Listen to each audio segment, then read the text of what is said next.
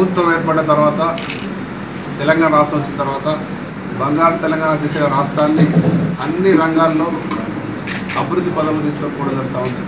అభివృద్ధి విద్య వైద్య రంగానికి ఎక్కువ ప్రాధాన్యత ఇవ్వాలి. ప్రభుత్వ హాస్పిటల్స్లో గతం కంటే ఇప్పుడు మెరుగైన సౌకర్యాలు మెరుగైన పరిస్థితి కనిపిస్తున్నాయి కాబట్టి మరి మనకు నేషనల్ లెవెల్లో అవార్డు కూడా రావడం జరిగింది. 20% పేషెంట్స్ గవర్నమెంట్ హాస్పిటల్ పెరగడం జరిగింది.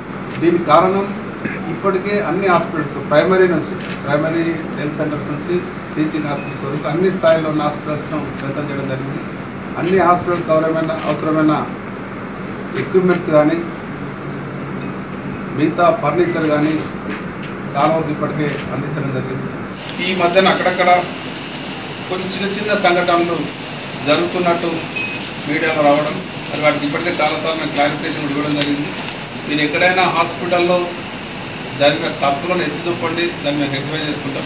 కొత్త బెడ్స్, కొత్త ఐపీ స్టాండ్స్తో సహా అన్ని కొత్త చేయడం జరిగింది.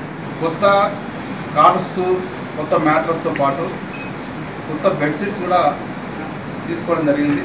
దాంట్లో ఆల్టర్నేటివ్ కలర్స్ కూడా ఏర్పాటు చేయడం జరిగింది. పింక్ అండ్ వైట్, ఇక్కడ పింక్ ఉంటే ఆల్టర్నేటివ్ పింక్ అండ్ వైట్ ఉంటుంది, పింక్ వైట్ అక్కడ ఉంటుంది. అట్లాగే ఉన్న 20,000 బెడ్స్లో 10,000 కొత్త కార్డ్స్ కొనడం జరిగింది. కార్డ్స్ కావచ్చు, మ్యాటర్స్ కావచ్చు, కొత్త ఐవి స్టాండ్స్ కావచ్చు, సైడ్ టేబుల్స్ కావచ్చు, అట్లా అన్నీ కూడా కొత్తగా కొనడం జరిగింది.